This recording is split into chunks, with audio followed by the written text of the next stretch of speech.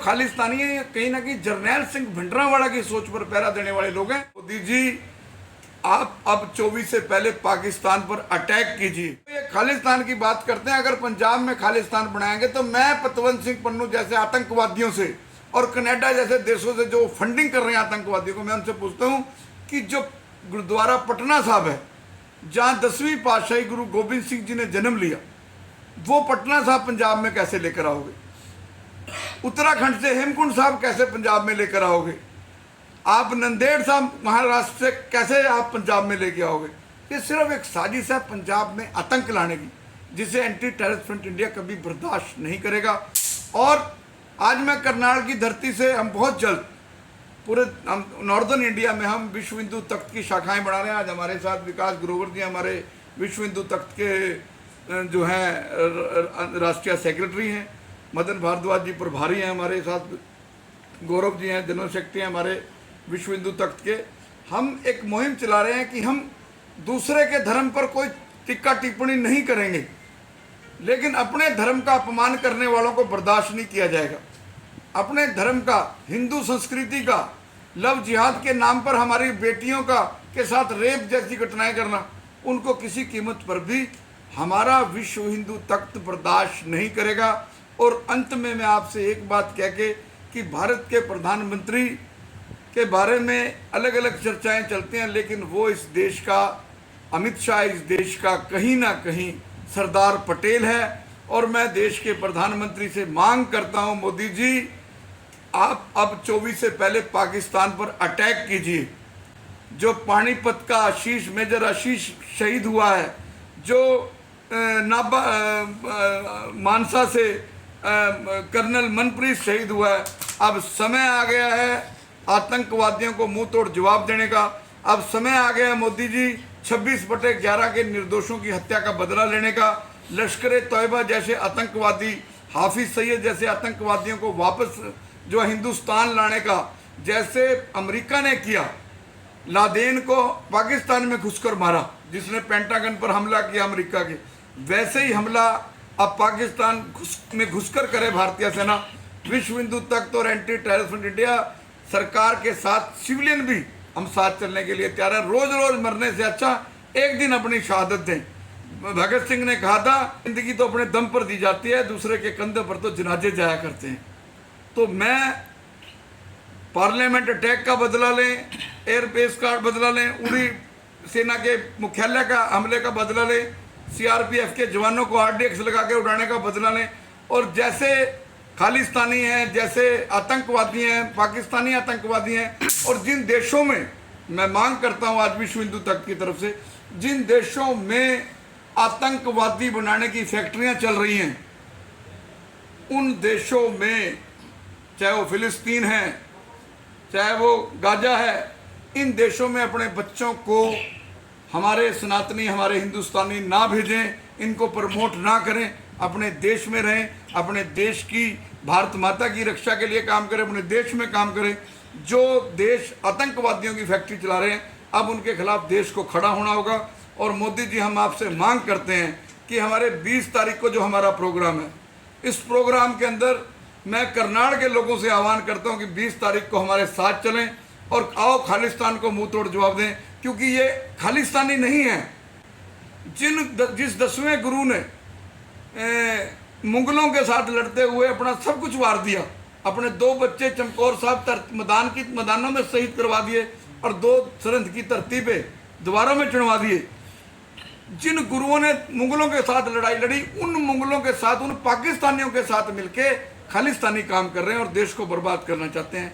जो भारत के प्रधानमंत्री को पाकिस्तान के खिलाफ हमला बोलना चाहिए। और ट्रूडो जैसे आतंकवादी, मैं तो ट्रूडो को भी आतंकवादी कहूँगा, जो वहाँ भारत के खिलाफ फंडिंग करके हमारे देश की एकता और अखंडता को खंडित करना चाहता है। अब क्या लगता है, मतलब खालिस्तान की मांग करके क्या दर्शाना चाहते हैं ये लोग? ऐसे खालिस्तान की मांग करके दहशत डालना चाहते हैं।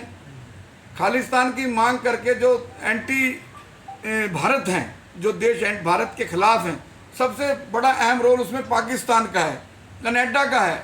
जो लोग, जो देश हिंदुस्तान को ताकतवर होता देखना नहीं चाहते, जो देश चाहते हैं कि हिंदुस्तान में आतंक का माहौल बना रहे, ये जो खाली अमृतपाल सिंह भेजा गया, ये बड़ी साजिश करने के लिए भेजा गया। अगर ये तो मैं भगवंत मान को और अमित शाह को साधुवाद देता हूँ। भगवंत मान ने अमित शाह के साथ मिलकर खून की एक बूंद नहीं धरती पर गिरने दी और अमृतपाल सिंह को पंजाब पुलिस ने गिरफ्तार किया। पंजाब पुलिस ने हमेशा बताया कि वो देश की एकता और अखंडता के लिए अपना लहू देने के लिए तैयार है। तो ये जो खालिस्तानी है, ये कहीं ना कहीं जरनैल सिंह भिंडरावाला की सोच पर पहरा देने वाले लोग हैं, हिंदू सिख भाईचारे में पाड़ पाने वाले लोग हैं, जबकि हिंदू सिख एक ही सिक्के के दो पहलू हैं। मैं देश के तमाम नागरिकों से अपील करता हूं, आओ आतंकवाद के खिलाफ भारत के प्रधानमंत्री मोदी के साथ कंधे से कंधा मिलाकर चलें। ऐसा साधु, देखिए 10वें गुरु के बारे में कहा जाता था सिपाही भी हैं और साधु भी हैं, इस तरह ही मोदी हैं।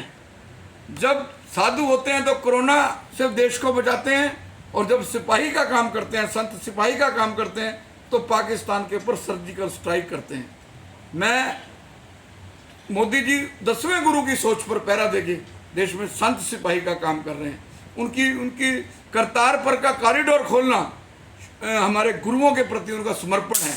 तो हम हिंदुस्तान में ना कभी हिंदू सिखवाद था, ना कभी हिंदू सिखवाद होगा, ना विश्व हिंदू तख्त हिंदू सिख भाईचारे में पाड़ पाने वालों को बर्दाश्त करेगी।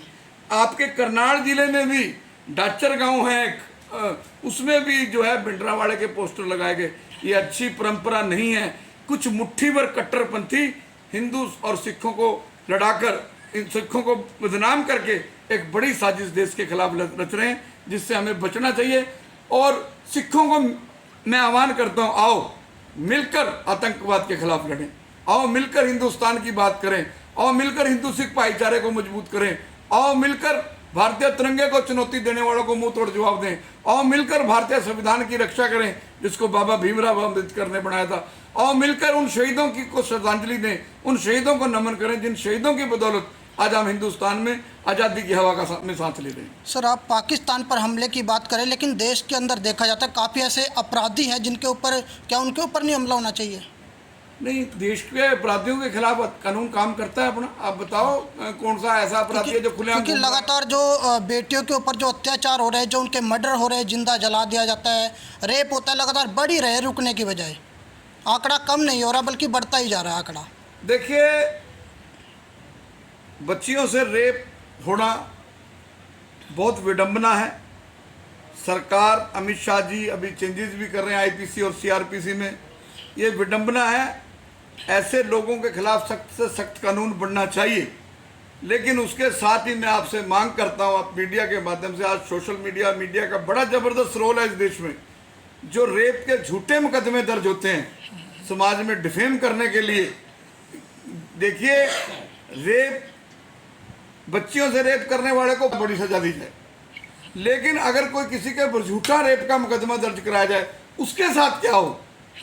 कोई आपके खिलाफ, मेरे खिलाफ मुकदमा दर्ज कराया और वो झूठा हो, आप भी किसी के बेटे हो, आप भी किसी के पति हो, आप भी किसी के भाई हो, आप भी किसी बेटी के पिता हो, तो मैं हिंदुस्तान की नारी से अपील करता हूं कि समाज में ऐसी औरतों के खिलाफ एक मुहिम चलाए हिंदुस्तान की औरत, कि रेप के मुकदमे में अगर किसी लड़की से, औरत से रेप होता है, बड़े से बड़े सख्त कानून बनाए जाए। लेकिन अगर कोई औरत झूठा मुकदमा दर्ज कराए, जैसे आपके करनाल में बहुत पड़ता हनी ट्रैप के मामले, ये मामले जो ऐसा सा काम करती है, उसको भी फिर जेल, सारी जिंदगी जेल में रखा जाए, ताकि कोई निर्दोष ना फंसे।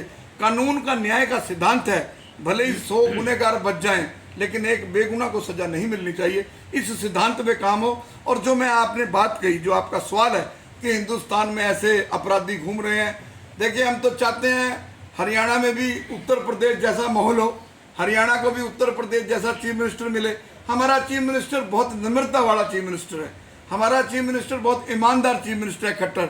लेकिन खट्टर साहब को कहीं ना कहीं कुछ ऐसे सिस्टम ने घेरा हुआ है। ऐसा नहीं है खट्टर साहब सख्त नहीं है, खट्टर साहब सख्त हैं, लेकिन कुछ अफसरों ने घेरा हुआ है। अगर उन अफसरों से 20 साल भी बाहर आ जाएं तो वो बहुत अच्छा काम कर सकते हैं, वो बहुत कैपेबल आदमी हैं। और हरियाणा के गृह मंत्री अनिल विज को अमित शाह जी, मोदी जी और ताकत दें और एक ऐसा कानून बना दें। मोदी जी, एक ऐसा सेंटर में कानून है कि जिस स्टेट में होम मिनिस्टर बने वो देश के किसी भी राज्य में हो, उस होम मिनिस्टर को आईपीएस, डीजीपी की, आईजी की, एडीजीपी की, एसएसपी की, डीएसपी की, सबकी ट्रांसफर करने की पावर हो। अब पावर तो चीफ मिनिस्टर पे है एसपी लगाने की, और होम मिनिस्टर उससे क्या काम लेगा जब तक अफसर के ऊपर ये टेरर नहीं होगा। जैसे 2 दिन पहले मेयर को पावर दे दी ग्रुप डी, सी और जेई तक के अफसरों को सस्पेंड करने की, जबकि हमारा मैं सहमत नहीं हूँ, मैं इससे सहमत नहीं हूँ। जब आप डायरेक्ट मेयर का चुनाव करवाने की बात कर रहे हो तो आप मेयर को ताकत दें, मेयर के नीचे कमिश्नर हो, सारे काम मेयर करे, मेयर कमिश्नर को भी सस्पेंड करे, ऐसी पावर हो, क्योंकि मेयर फर्स्ट नागरिक होता है, वो जो राष्ट्रपति को भी रिसीव करता है। तो मैं फिर भी मोदी खट्टर जी को साधुवाद दूंगा, तो कम से कम जेई तक अधिकारियों तक तो सोचा, ये मैंने 2 साल पहले भी मांग की थी। और एक आपके करनाल में मैंने परसों चौथे भी देखा, मैंने मांग की थी, भगत सिंह की एक प्रतिमा है जो आज तक वो खंडित है, उसके ऊपर प्रशासन सोचे। अगर प्रशासन के बस का नहीं है, प्रशासन हमें बताए विश्व हिंदू तख्त अपने खर्चे पर उस चौक को जो है उसका जीर्णोद्धार करने के लिए तैयार है। नगर निगम हमें बता दे कि हमारे बस का नहीं है, हम करेंगे।